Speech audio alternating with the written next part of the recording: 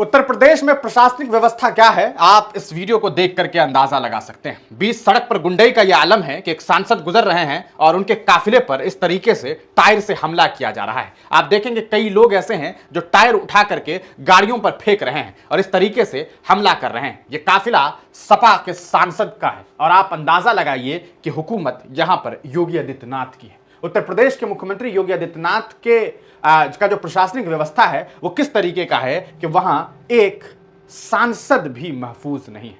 आखिरकार इसके पीछे क्या वजह है, क्या कहानी है, हम आपको बताते हैं। रामजीलाल शर्मा आप जानते हैं, समाजवादी पार्टी के सांसद हैं। उन्होंने पिछले दिनों सदन में एक बयान दिया था, लेकिन उस बयान की वजह से आज उनके ऊपर हमले हो रहे हैं, उनकी गाड़ियां तोड़ दी गई है। हम आपको वीडियो फुटेज में दिखा सकते हैं कि उन्हें चोट लगी, किस तरीके से उनके गाड़ी पर जब हमला किया गया तो शीशे टूट गए, गाड़ियां जो है आपस में टकरा गई और अंदर रामजीलाल शर्मा जो है आपको दिखाई दे रहे हैं। रामजीलाल सुमन, सॉरी शर्मा कह रहा हूं, रामजीलाल सुमन जो है उन्हें आप देख सकते हैं। पिछले दिनों उन्होंने राणा सांगा को लेकर के एक बयान दिया था। उन्होंने राणा सांगा को गद्दार बताया था। असल में इस देश में किस तरीके से आपको मुगल की एंट्री हुई उस पर उन्होंने बातें करते हुए ये बात कही कि कहीं ना कहीं राणा सांगा ही वो व्यक्ति थे जिन्होंने अपनी मदद के लिए, अपनी राजशाही को बरकरार रखने के लिए ऐसे लोगों को देश में बुलाया और उन लोगों ने जब देश में शासन करना शुरू कर दिया तो आप सिर्फ बाबर के खिलाफ बोलते हैं लेकिन राणा सांगा के खिलाफ नहीं बोलते। इस पर टिप्पणी करने के बाद करनी सेना के लोग नाराज हो गए। उनका यह कहना है कि राणा सांगा का यह अपमान है कि आपने उन्हें गद्दार कहा और उस गद्दारी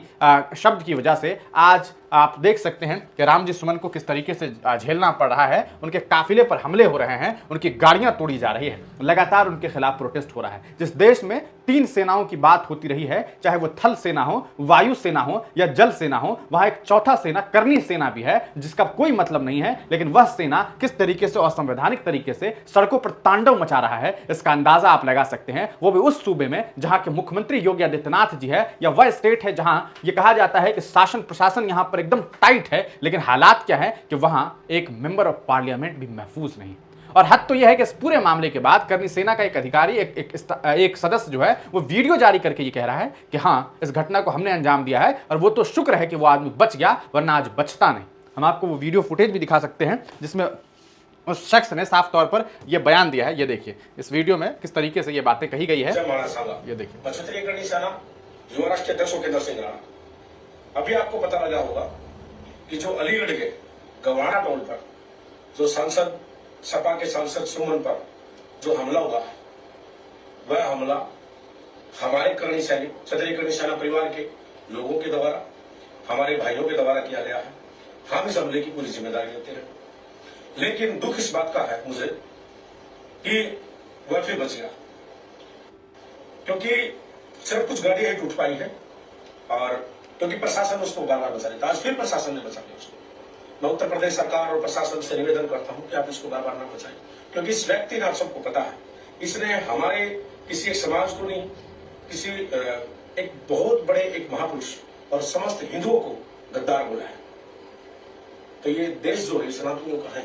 तो सुना आपने, और बाकी लंबी चौड़ी कहानी है, लेकिन राणा सांगा के बारे में जो बातें, जो गद्दारी का इल्ज़ाम रामजी सुमन ने लगाया, असल में अगर आप किताबों को पढ़ेंगे, अगर आप एक किताब के पढ़ने के शौकीन हैं तो आपको कई ऐसी पुस्तकें मिलेंगी जहां राणा सांगा के बारे में ये बातें साफ लफ्ज़ों में कही गई है कि उन्होंने बाबर को बुलाने में अपनी एक भूमिका जो है वो निभाई। और ख़ास करके अगर आप बाबरनामा को पढ़ेंगे तो वहाँ भी आपको इसके बारे में जानकारी मिलेगी। लेकिन सवाल यह है कि आखिरकार इन तमाम मामलात के बीच मेंबर ऑफ पार्लियामेंट के साथ इस तरह का सलूक करना यह किस तरीके से मुनासिब है। और यह देश के लिए दुर्भाग्यपूर्ण बात है कि इस देश में कई ऐसे लोग हैं और कई ऐसे संगठन हैं जो बाज़ाब्ता वीडियो बना करके जुर्म करते हैं और उसके बाद वीडियो बना करके ये कहते हैं कि यह हमने किया है और हम इसकी जिम्मेदारी लेते हैं। ये तो वही बात हो गई कि एक ज़माने में आईसिस और अलग अलग संगठन का वीडियो हमारे पास आता था जिसमें कहा जाता था कि हमने ये घटना को अंजाम दिया है, लेकिन अब तो खुलेआम देश में गुंडई हो रही है। क्या यह जो गुंडई है यह आतताई और आतंकियों जैसा नहीं है? सवाल यह है कि अगर मेंबर ऑफ पार्लियामेंट की मौत हो जाती, कोई ऐसा दुखद घटना होता, तो इसकी जिम्मेदारी